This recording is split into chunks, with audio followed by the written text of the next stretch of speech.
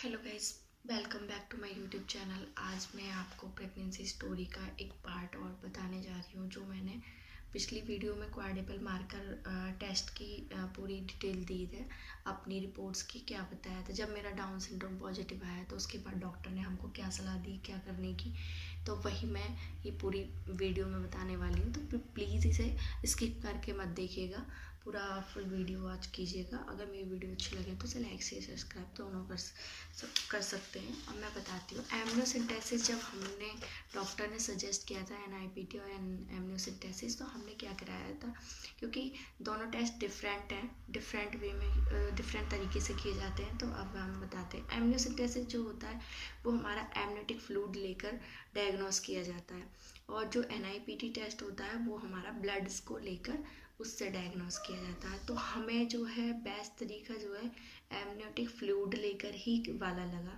तो हमने NIPT नहीं कराया था, एमनियोसेंटेसिस कराया था। इसका जो है, हम पूर्वांचल के एरिया की तरफ हैं, तो हमारे यहाँ पर सिर्फ लखनऊ में ही होता है, PGI में, और कहीं नहीं होता। वैसे भी प्राइवेट हॉस्पिटल्स में अवेलेबल नहीं है, तो PGI में कराना पड़ा था, तो जेनेटिक्स में। तो क्योंकि इसमें जेनेटिक्स की ही स्टडी की जा रही है, तो इसमें हमको जो है हमारा जो खर्चा आया था, इसमें कॉस्ट कितनी पड़ी ये भी बता देती हूँ मैं। 15,000 के आसपास पड़ी थी हमको इस टेस्ट की। और जब मैंने कराया था तो उसमें डॉक्टर समझा देते हैं अच्छे से, जेनेटिक हिस्ट्री भी पूछते हैं, पुरानी सब कुछ पूछा जाता है। तो हमसे भी पूछा था जेनेटिक हिस्ट्री के बारे में, हमारे घर परिवार में कैसे है, कैसे लोग हैं, कैसे नहीं, सब पूछते हैं। तो फिर हमें बताया गया था कि जो है एमनियोटिक फ्लूइड निकाला जाए, तो 10 से 15 ml एमनियोटिक फ्लूइड निकालते हैं। तो उससे निकालने के बाद में 2 टेस्ट करते हैं वो।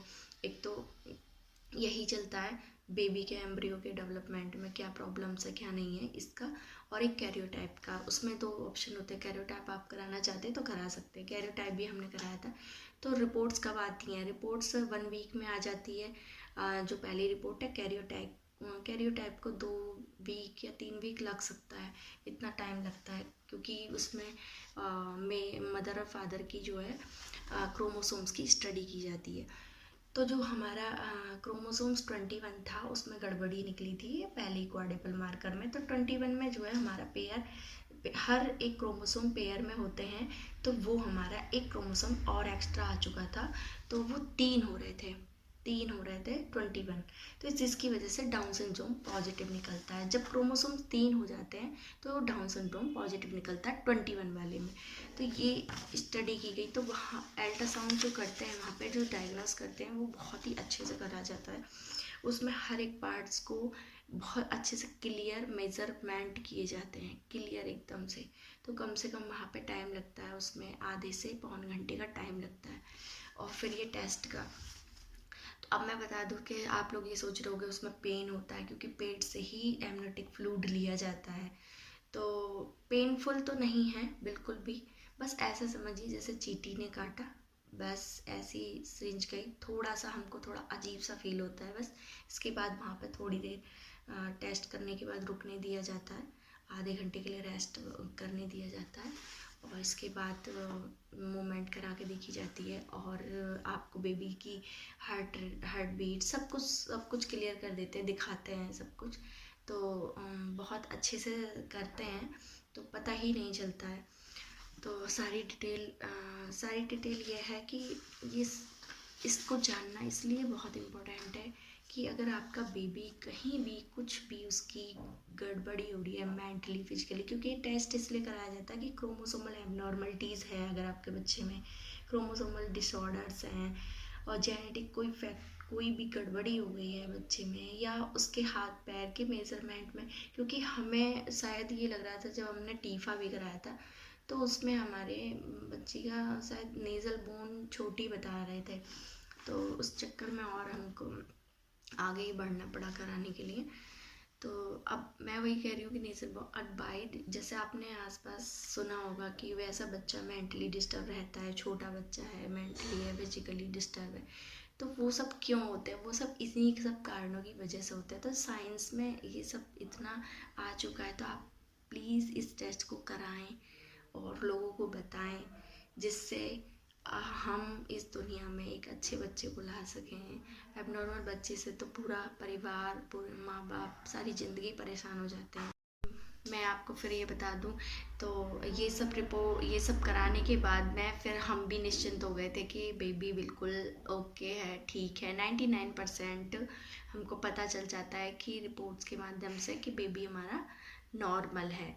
तो उसके बाद जो है हमारा बेबी आज बहुत अच्छा है, मेंटली भी बहुत अच्छा है और फिजिकली भी बहुत अच्छा है, स्मार्ट है। आप मेरी वीडियोस में देख सकते हैं मेरे बच्चे को। तो यही मेरे को बताना था कि पेरेंट्स सारी ज़िंदगी परेशान ना होके थोड़ा सा परेशानी अब उठा लेंगे तो ज़्यादा ही अच्छा है, आगे नहीं परेशान होना पड़ेगा। तो एमनियोसेंटेसिस ये प्रोसेस होती है इसके बाद। तो अब बहुत ही बहुत ही अच्छा जर्नी रहा। फिर मेरी आगे बहुत डिफ़िकल्टीज़ आई हैं, क्योंकि मेरी प्रेगनेंसी जर्नी में मेरे को जेस्टेशनल डायबिटीज़ भी हुआ है, लिवर फंक्शन मेरा गड़बड़ हो गया था, जिसकी वजह से मेरा बेबी को जल्दी ही जो है डिलीवर कराना पड़ा था। तो ये सारी चीज़ें ये प्रोसेस मैं आपको अपनी आने वाली वीडियोज़ में बताती जाऊँगी।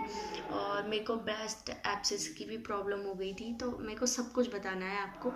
तो मेरी वीडियोज़ में प्लीज़ प्लीज़ भी बने रहिए और मेरे चैनल को सब्सक्राइब ज़रूर कर लेना।